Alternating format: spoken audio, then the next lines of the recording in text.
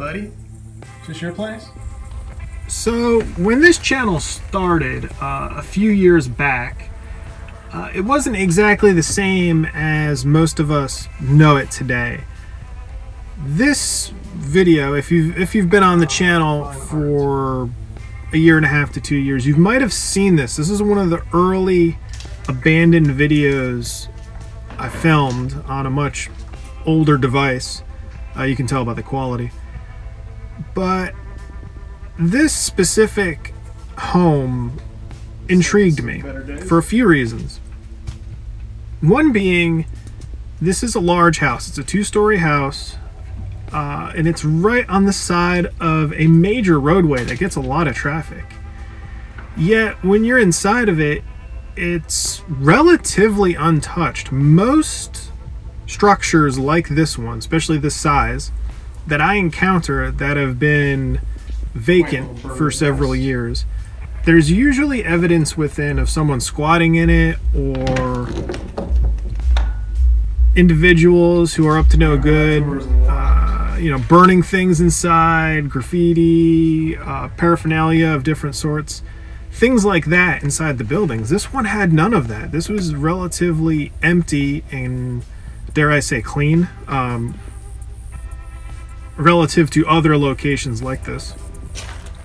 So being in this house and seeing it like this, I was kind of surprised. And this isn't a newly vacant home. This has been here for years.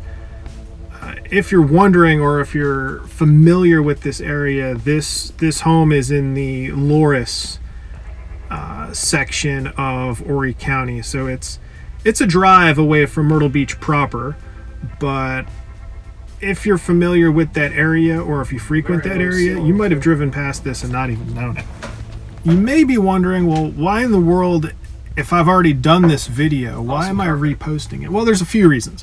One being, this was early on, and in the early videos, I didn't really have any commentary to what I was filming, and it really didn't get viewed a lot. This specific video doesn't have very many views, so I figured I would give you guys a little bit of insight on the location and a little bit of commentary, if you will, and share this with a lot of the subscribers that are new to the channel, because the channel grew relatively quickly this year, so a lot of the old abandoned videos that the channel started with in the Myrtle Beach area, they didn't get a lot of love, if you will.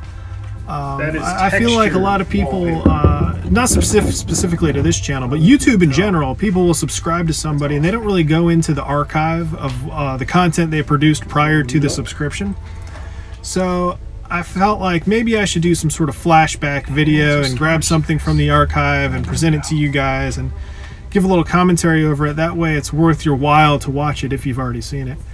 So give me some feedback. Let me know in the comments below if this is interesting to you, if you'd like me to pull other videos out of the archive that didn't get very much love from the viewers initially, but might be interesting to see in a flashback form with some commentary over it.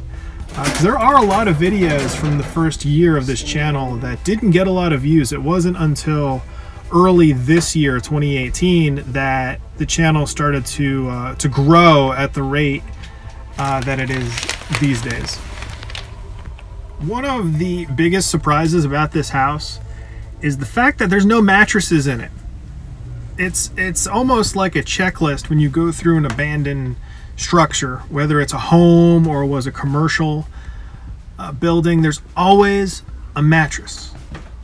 Typically they're left behind in the homes, but in the commercial buildings, people are pulling them in there to use as shelter and for bedding, obviously.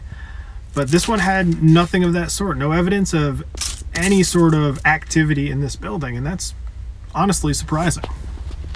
I love that kind of information. That paperwork from Loris Bank.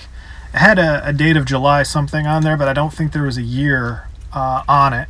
But that sort of stuff's really interesting. It really tells the story or a portion of the story of the location that you're in when you find documentation like that. A really good example of documentation is there's a video I did a while back, a series of them actually, on a koi farm that was in Saukesty that has been torn down since I filmed it. But there was a residence on that property that had a ton of documentation and personal items and paperwork that it was very saddening to see it all.